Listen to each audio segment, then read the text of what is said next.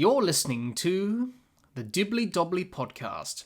Remember to like, share, comment, subscribe, and click the bell to make sure you get the latest episodes of the podcast. Be sure to like and share our Facebook page and follow us on Twitter and on Instagram.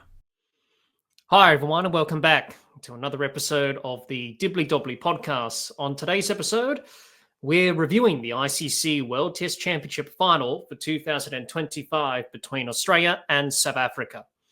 What a World Test Championship Final we have witnessed. Action-packed, 28 wickets fell across the first 2 days. Low-scoring first innings, ball dominating the bat, but conditions changed. It was bat dominating the ball in the end, and South Africa were able to get the job done in the run chase. After years of choking at ICC tournaments, South Africa have finally claimed their first ICC title. The first one since they won the Champions Trophy back in 1998. 27 long years without a title, and they finally get it done with a brilliant victory, you have to say, over Australia in this World Test Championship Final. It was a team effort. Kagiso Rabada bowled well with the ball, taking 5 wickets in the first innings. Aiden Markram's century in the run chase was superb. Temba Bavuma's gritty, resilient knock in the second innings, hampered with a hamstring injury, got the team over the line with a big partnership with Markram and Bavuma to get the job done. And it was a solid effort from South Africa. On the other hand, Australia were not at their best, it had to be said. It was pretty underwhelming in terms of their batting performance across the first 2 innings of this World Test Championship Final, Australia. But as we expect, they were fighting on, and they didn't really give it an easy sort of path for South Africa to win this game. Australia fought all the way until the end. We saw that on the final day of the final, where South Africa were edging closer to the target, but Australia and their world-class bowling attack made it difficult and tough for South Africa to get the winning runs. But they will be disappointed with the result, Australia. Obviously, looking to win back-to-back World Test Championship titles after the victory in 2023. But they will be disappointed, but to make the final for the second cycle in a row is a great achievement in itself, and it really shows some of the good cricket that Australia played over the 2 years. So plenty to talk and discuss, really, from this World Test Championship Final, because so many things happened in this game. The arm wrestle between Australia and South Africa over the 4 days. It was a low-scoring match. As I said, the ball was dominating the bat, and then the bat was dominating the ball at the end. So, the game had it all. The test match had it all, and it was a probably fitting way to end the World Test Championship cycle from 2023 to 2025. And that's what we saw in the final here at Lord's. So plenty to talk about and discuss from this World Test Championship Final between Australia and South Africa from Lord's. And without further ado, let's get straight into it. And first of all, let's have a look back at how the match panned out in terms of the match summary and remind ourselves what happened in this World Test Championship Final. South Africa won the toss and elected to bowl first, which in the end was a pretty good decision because Australia batted first and were bowled out for 212. Bo Webster top scored with 72, and Kagiso Rabada was the standout for South Africa, taking 5 wickets.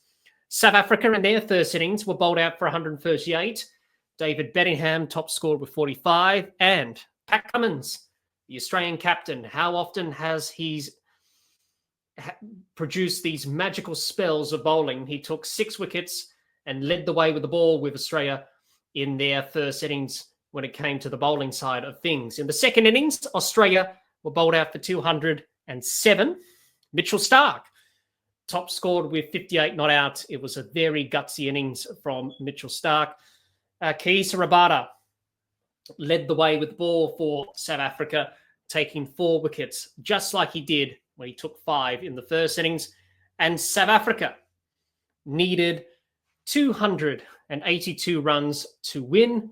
They chased down the runs with ease in the end, finishing 5 for 282.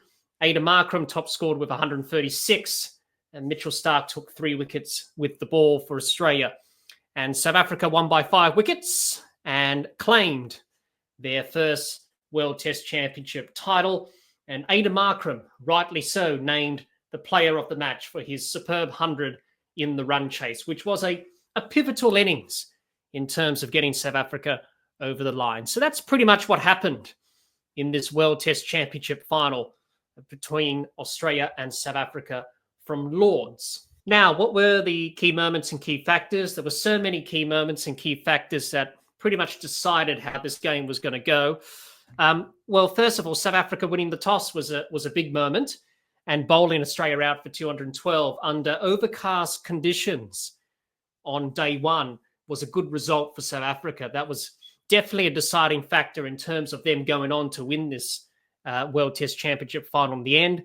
Pat Cummins, his spell, where he took 6 wickets, he helped Australia bowl South Africa out for 138 to gain a 74-run lead, was pivotal for Australia in terms of getting a first innings lead. And obviously with Australia and South Africa batting so poorly in the first 2 innings because both bowling attacks were bowling so well, for Australia to gain a first innings lead of 74 was critical. South Africa were 5 for 121 at the end of lunch on day 2, and then Pat Cummins came in, took 6 wickets.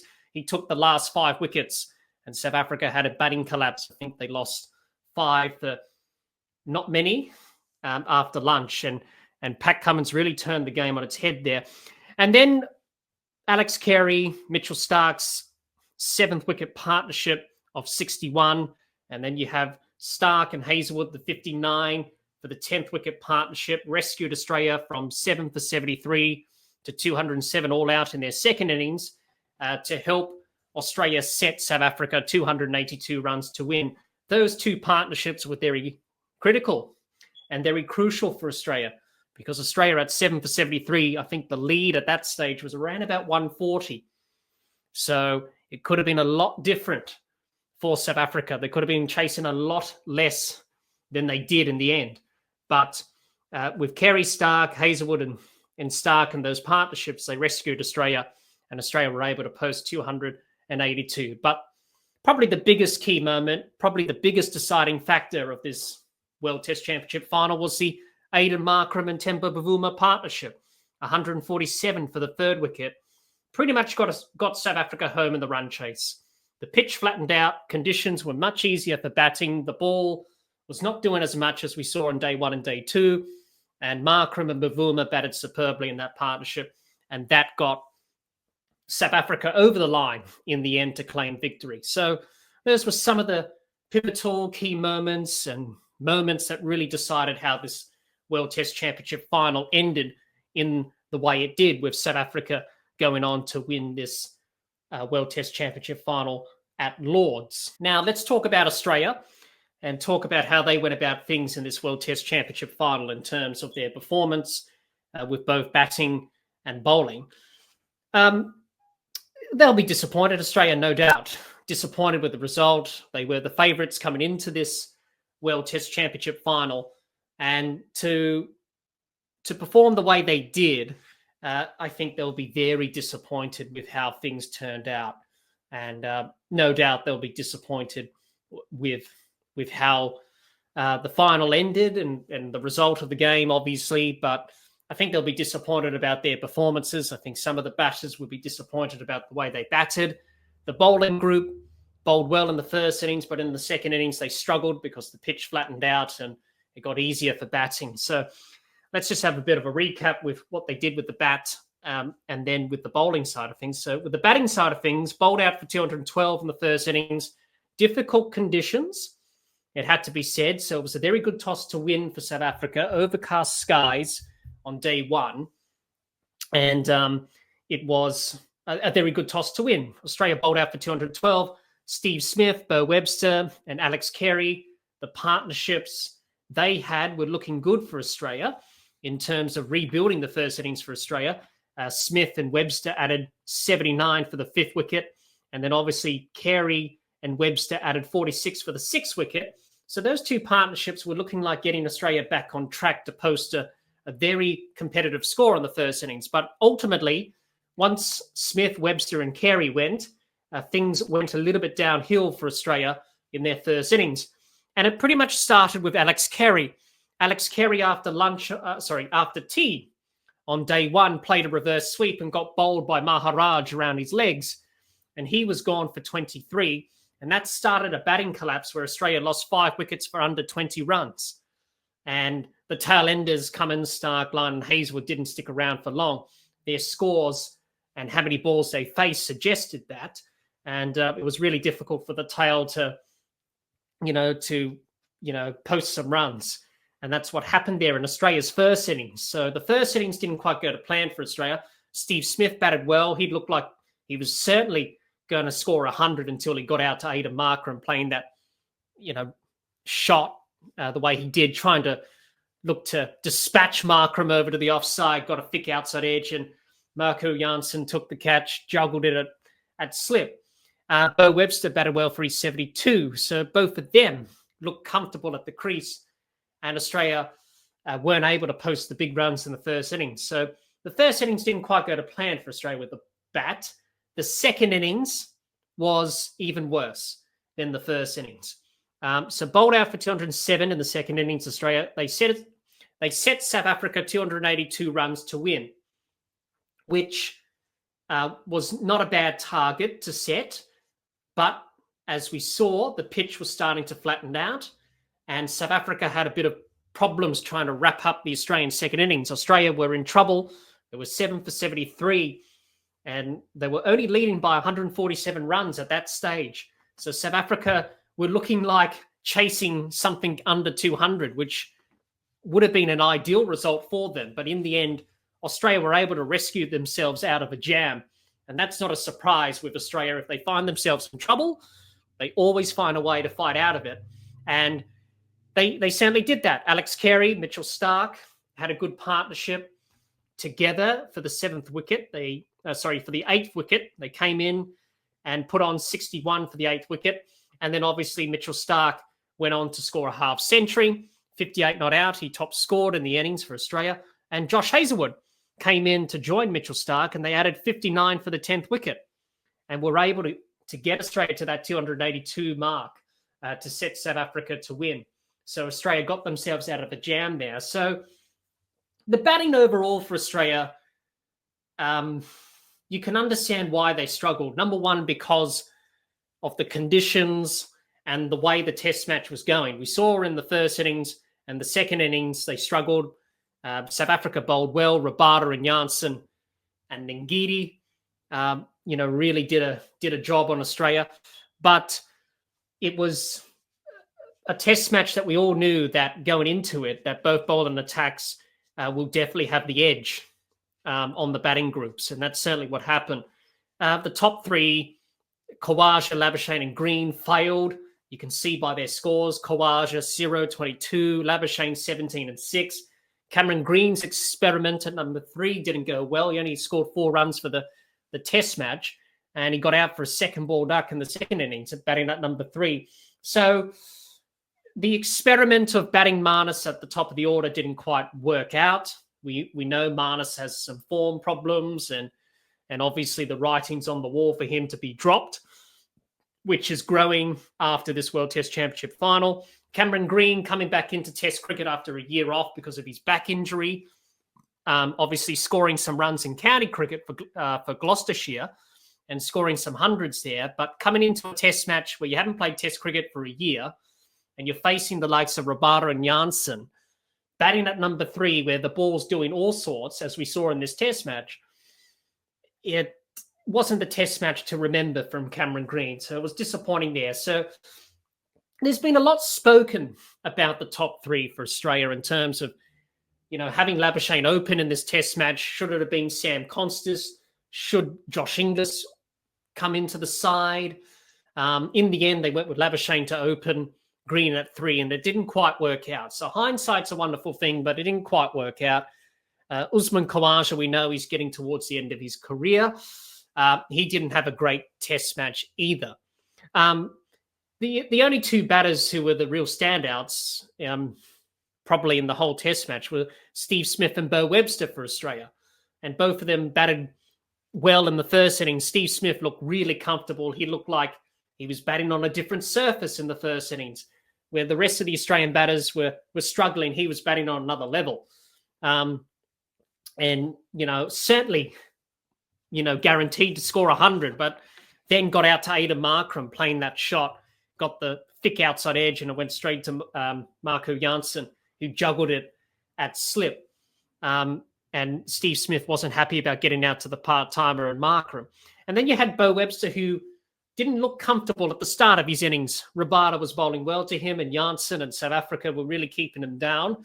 But then he blossomed into his innings, and he was able to, really get used to the surface and conditions, and were able to score some runs. So you would think Smith and Webster in the first innings looked like Australia's best two batters. In the second innings, batting collapse again, losing 7 wickets for 73 is not ideal. They got out of that because of Alex Carey's innings. Carey redeemed himself after the first innings because Carey played that reverse sweep, and that was a pivotal moment in the first innings for Australia. That really changed the course of that innings for Australia, where Carey played the reverse sweep, got bowled by Maharaj around the legs, and then the batting collapse happened. Australia lost 5 wickets for not many. And then he dropped a catch as well, Alex Carey, which is very uncharacteristic of Alex Carey, dropped a catch, but then in the second innings redeemed himself. And as I mentioned earlier, put on a good partnership with Mitchell Starc, got Australia out of a jam, good partnership of 61 for the 8th wicket, and then Mitchell Starc took over and put on 59 for the 10th wicket with Josh Hazlewood and got Australia out of a jam. Were able to set 282 for South Africa to win. In the end, it wasn't enough because the conditions changed dramatically and the pitch flattened out. So Australia's batting was a bit all over the place. Got some question marks about the top order, about the top 3. Marnus Labuschagne's spot is in danger. Usman Khawaja, is he the guy for the Ashes? Cameron Green is number 3, his best position in this side. So Australia have got some questions to ask themselves going forward. Also, Travis Head didn't have a great test match either. He was a bit disappointing. But we know how Travis Head's going to play. He's going to play his shots and be aggressive. But I think if he's looking back at this test match, he would say, yeah, I probably didn't have my best test match. So Australia's batting, not a surprise when the ball moves around and seams around. They always struggle, especially in England, where the ball moves around and seams and swings. Australia's always had that problem of dealing with the moving ball. So it wasn't a surprise, but really, we saw in this test match, both teams had good bowling attacks, and that's why the batting in the first innings from both teams was pretty average because of that. So Australia's batting got some question marks about the top order. Also, looking at hindsight, should they kept the order the same going into this World Test Championship final, have Labuschagne at 3 and probably have Constas to open and maybe bring back Cameron Green for Bo Webster or something like that to keep some continuity in the order? Those are the questions that the selectors had to ask themselves. But anyway, hindsight's a wonderful thing. But anyway, for Australia, it was a disappointing batting display, you have to say. The bowling side of things, they bowled South Africa out for 138 in the first innings, which they got a crucial first innings lead of 74 runs, all thanks to Pat Cummins, who just keeps doing it again, Pat Cummins. 300 test wickets for him. He joins an illustrious list of Australian bowlers to achieve 300 test wickets in test cricket for Australia, the likes of Warner, McGrath, Stark, Lyon, Brett Lee, Mitchell Johnson, and now Pat Cummins has joined that list to take 300 test wickets for Australia in test cricket. So a fantastic achievement. And really, Pat Cummins, he just does it time and time again, bowls these spells. And South Africa at lunch on day 2 were 5 for 121. And South Africa lost their remaining 5 wickets for probably under 20 runs, something like that. And it was all because of Pat Cummins, who took the last 5 wickets and he picked up 6 for the first innings. So Australia, 74-run lead going into the second innings. Now, obviously, that we talked about the batting side of things where they got up to 282 thanks to Carey and Cummins and thanks to Carey and Stark, and obviously Josh Hazlewood, who chipped in with that 10th wicket partnership with Stark. Were able to get Australia to 282, but that wasn't enough. The bowlers really struggled. The pitch was flat. The ball didn't do as much as we saw on day 1 and day 2. And usually, historically at Lords, the pitch gets better to bat on days 3 and 4 and 5 and so on. Just gets better as the match progresses. And also, Australia had one thing standing in their way, and that was the Markram and Bavuma partnership, which really took the game away for Australia in the run chase. And once that partnership settled in, it was game over, and Australia tried all they could, really. So Australia tried all they could with the ball. There was some talk from some people about maybe they could have tried some different tactics in the second innings. They could have, but it's very hard when you're bowling on a flat pitch, not doing much. The ball's soft, not really moving. There's nothing much you can do, really. The only thing you can do is just keep steaming in, keep running in, and see if you can take the wickets. Australia tried that. They tried their best in the second innings. They knew it was going to be a challenge. They knew that 282 runs was not enough. They probably needed maybe 300 plus to feel safe. But, we know in Test cricket that anything over 250 in the last innings is always difficult to chase down, regardless if it's a flat pitch or not. But for South Africa, they really kept their nerve in the run chase, and the pitch helped them dramatically with that. And also for Australia, they tried everything, but probably the one tactic they probably didn't try a lot was probably the short ball ploy. Now, we've seen Australia bowl short balls and set the field accordingly to that. We saw that back in the 2023 Ashes series, where they bowled the short ball ploy to England and employed that during that Ashes series, which worked to great success. Now, some people said they should have done that in this second innings of this World Test Championship final. They didn't do that, maybe because of the pitch, because the pitch was quite slow. And when you're bowling bounces on a slow wicket, you really have to bend your back to really get something out of the surface if you are going to bowl bounces on a slow wicket. So probably that was a factor, and that's why Australia didn't go to that ploy in this second innings of this World Test Championship final.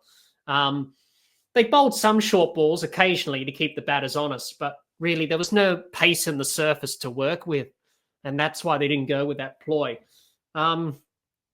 And also for Australia as well, in the second innings, they had a big moment. Steve Smith dropped Temba Bavuma.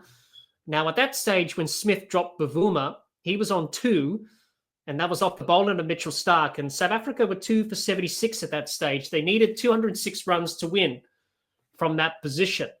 But to be honest, if anyone watched the game, you would know that Steve Smith was catching pretty close to the wicket. I think it was around about 14 meters up close to the wicket.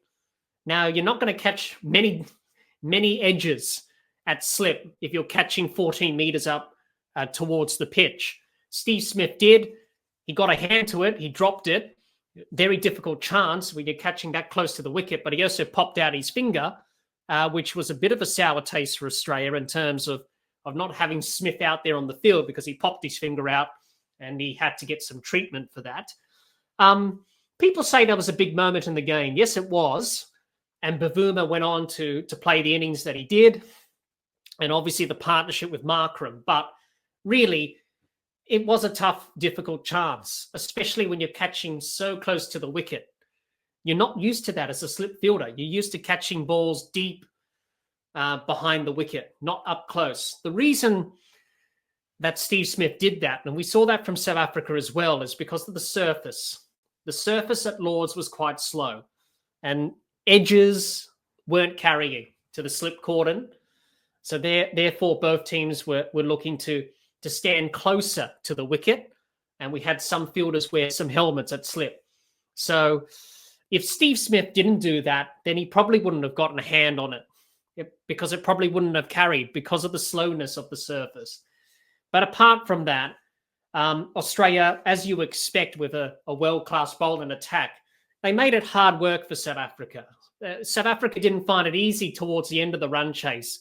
Once Markram and Bavuma got out, they really found it tough because Australia started to tighten the screws. Australia knew that, okay, we can't win this test match now because South Africa are on the way to victory.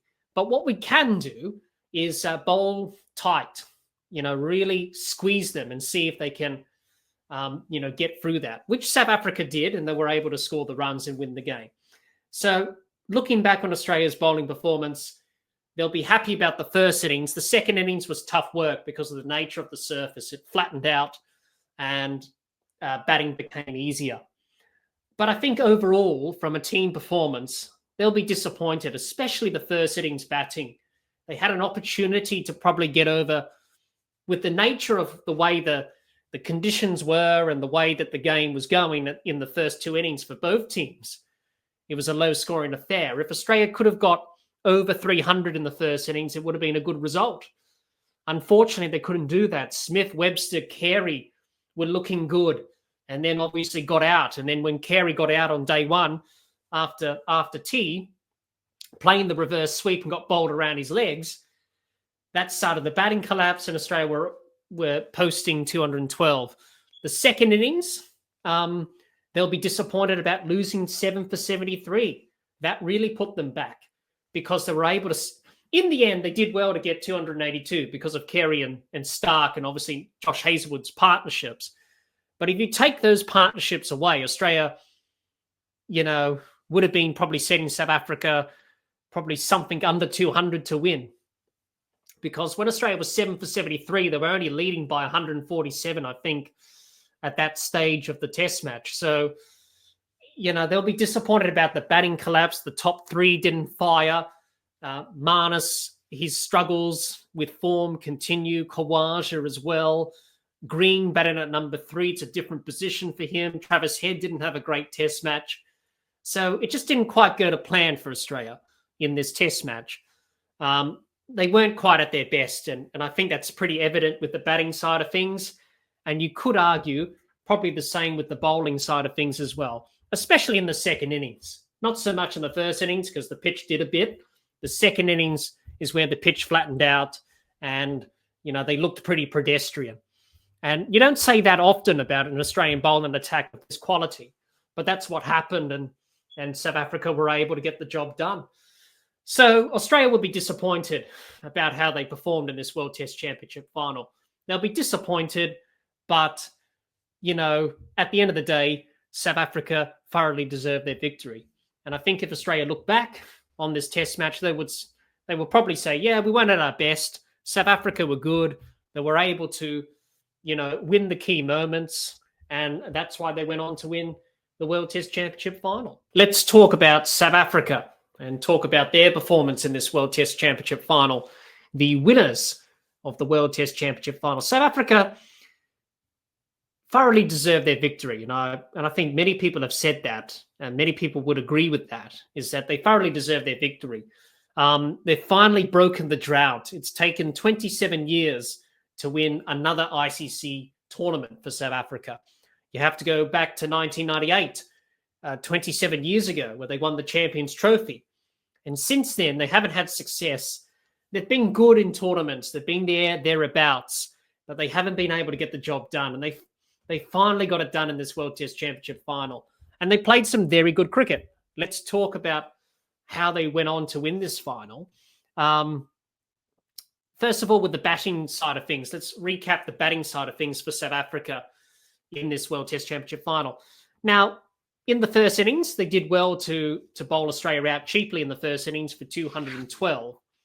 And that was thanks to some very good bowling from Rabada and Janssen, who did the damage there. So South Africa won the toss, good place. You bowl Australia out for 212 on day one. That's a good position to be in. But then South Africa were disappointing in their first innings. They were bowled out for 138 and they conceded a 74-run lead on the first innings. And that really set them back. At one stage, they were 4 down for 35 in their innings and then 5 for 94, which wasn't ideal. And we saw towards the end of day one, they lost those 4 wickets and they were very tentative. They weren't positive in terms of their approach. There was talk about their intent. The rotation of strike wasn't there. The positive intent was lacking. They were a bit negative. They wanted to play to stumps. And probably that didn't do South Africa any favours in their first innings. And that's why they lost 4 wickets very quickly towards the end of day one. And then day two, they were doing pretty well. They were 5 for 121 at lunch on day two. And then after lunch, they lost their 5 wickets, their final 5 wickets of the innings for probably under 20 runs, all thanks because of Pat Cummins, who took the last 5 wickets and got 6 wickets in the first innings. So South Africa were definitely behind the game in the first innings in terms of conceding a first innings lead deficit. And especially with the way the test match was going, the low scoring nature of it, and the ball doing so much and the bowlers on top, it wasn't a great place to be in for South Africa. But they were able to fight back, and we all know that from the bowling performance, which we'll talk about a bit later, when they fought back, and obviously Australia were able to set South Africa 282 runs to win. The second innings batting performance, obviously chasing 282 runs to win, South Africa would have felt confident, and the talk from the camp, especially from the players ahead of that run chase. You heard a lot of the players in interviews and press conferences and the support staff saying, we believe that we're going to chase down these runs. And that's what happened. And South Africa were able to chase down 282. The pitch significantly flattened out. The ball wasn't doing as much as it did in the first 2 days. And South Africa were able to really put themselves in a good position in the run chase. That was mainly down to Aiden Markram, Temba Bavuma, their partnership of, over 100. In the end, it was 147 for the third wicket. That partnership pretty much sealed the run chase for South Africa.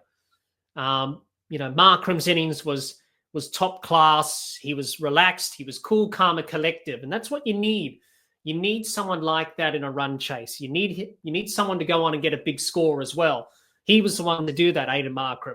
If South Africa were going to chase down these runs, regardless whether or not the pitch was flat or not, and obviously the Australian bowling attack, it wasn't going to be easy.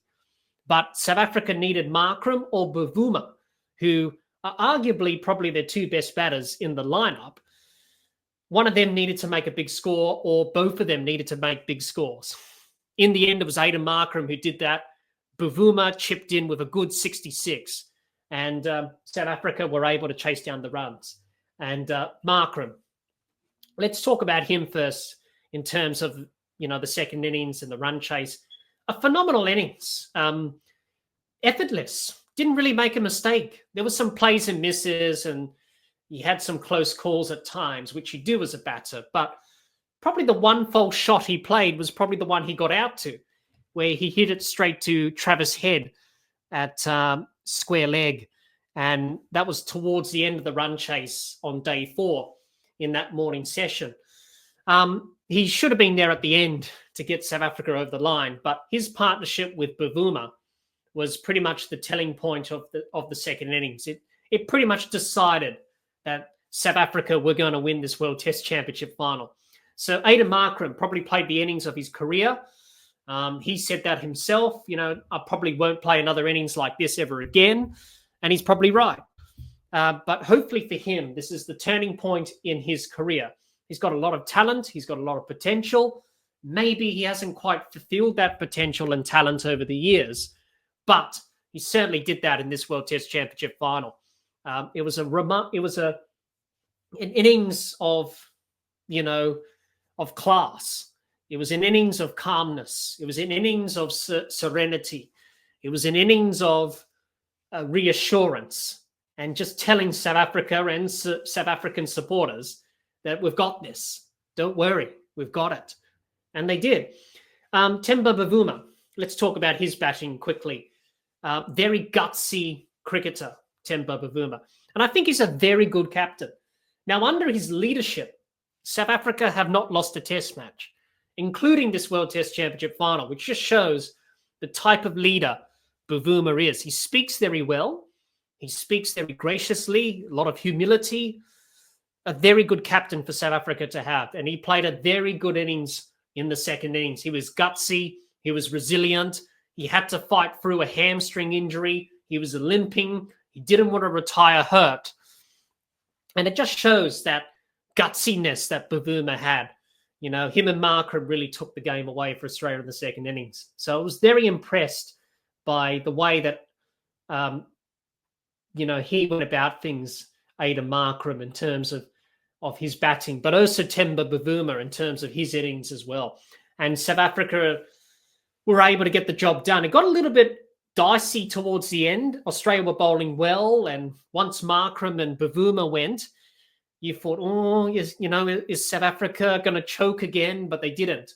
David Bedingham, Kyle Verreynne were able to keep their cool and were able to hit the winning runs in the end. So South Africa's batting performance, it was a contrast of two. The first innings, difficult because of the pitch, the Australian bowlers, Pat Cummins doing what he was doing, the lack of intent. The second innings, the pitch got flatter. They were a lot more positive in their batting. Good intent, good aggressive approach, good rotation of strike. They were keeping the scoreboard moving because of the nature of the surface was flattening out. The Australian bowlers were getting tired. Markram, Bavuma put on one good partnership, and that was able to get South Africa over the line. So their batting was a mixed bag, South Africa. But the important thing was that they were able to get the job done in the run chase. All thanks to a superb partnership between Markram, Bavuma, and probably an innings of a lifetime from Aiden Markram as well. Now, quickly to finish off about South Africa, let's talk about the bowling quickly and just have a recap on their performance with the ball. As I mentioned before, they won the toss, bowled Australia out for 212, which was a good result in the first innings for South Africa. And that was pretty much done by Kagiso Rabada. 5 wickets he took in that first innings, which pretty much got South Africa up and running. The second innings, a very good bowling performance again from South Africa. They had Australia 7 for 73 at one stage. The lead for Australia was 147. So South Africa were in a good position there. But unfortunately, the pitch got flatter.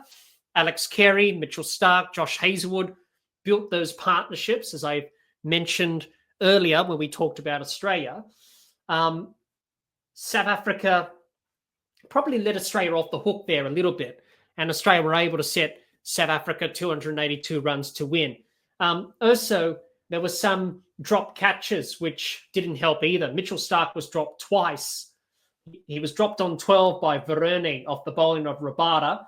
Australia were 7 for 119 with the lead of 192 when that drop catch happened of Starc the first time.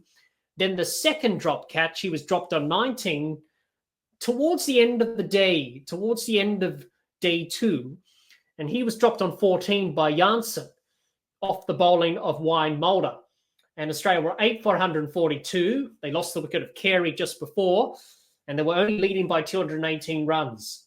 So South Africa didn't do themselves any favours in terms of those couple of drop catches to Mitchell Starc, but also the partnerships between Carey and Starc, and obviously the 10th wicket partnership that frustrated them on day 3, where Hazlewood and Starc put on 59 for the 10th wicket. So, but nonetheless, they bowled Australia out for 207, and the batters were able to get the job done and chase down 282, as we've already discussed. So the bowling side of things for South Africa was pretty good. Janssen, Rabada were excellent. Maharaj, Ngidi, Mulder provided good support for Janssen and Rabada. Kagiso Rabada was just a league of his own. He was just outstanding. No one could match his performance. 9 wickets in the match, 5 in the first, 4 in the second, was outstanding. You know, if Aiden Markram didn't make that 100, he would have been player of the match. But seeing that Aiden Markram made the 100 in the run chase, rightly so, he was named the player of the match because of that. But Kagiso Rabada was definitely the second choice, that's for sure, for player of the match. So they bowled pretty well, South Africa. They utilised the conditions. Day one, overcast conditions, winning the toss. They utilised those conditions. The second innings, when Australia were batting, they utilised the overcast conditions. The lights were on as well in that period on day two when they were bowling to Australia in their second innings. They were able to use the conditions well, and they were able to pick up wickets and put Australia under pressure, which they did superbly. So they were able to do the job there. So I think the bowling group for South Africa will be very pleased. And the overall performance from South Africa, I think South Africa will be pleased about the performance. Obviously, they won the World Test Championship final. That's a great achievement in itself. But I think this victory will mean a lot to them. And just to show people that they can actually do it, and they did. They got some very good cricketers. We've seen that in this test match. We've seen what they can do. We saw that from Aiden Markram. We saw that from Bavuma. We saw that from Janssen and Rabada. They've got good players. It's just about putting it together and being consistent. And hopefully for South Africa, they can build off this and hopefully become a very good test team and hopefully come back to Lords in 2 years' time and defend their title. But what I will say is that they thoroughly deserve their victory. They played superbly. They were the better team at the end of the day, and their performance definitely showcased that they were the better team at the end of the day, because Australia didn't win those key moments. South Africa were able to win the key moments. And when you win the key moments in Test cricket, you're going to go on and probably win the game. And that's what South Africa did.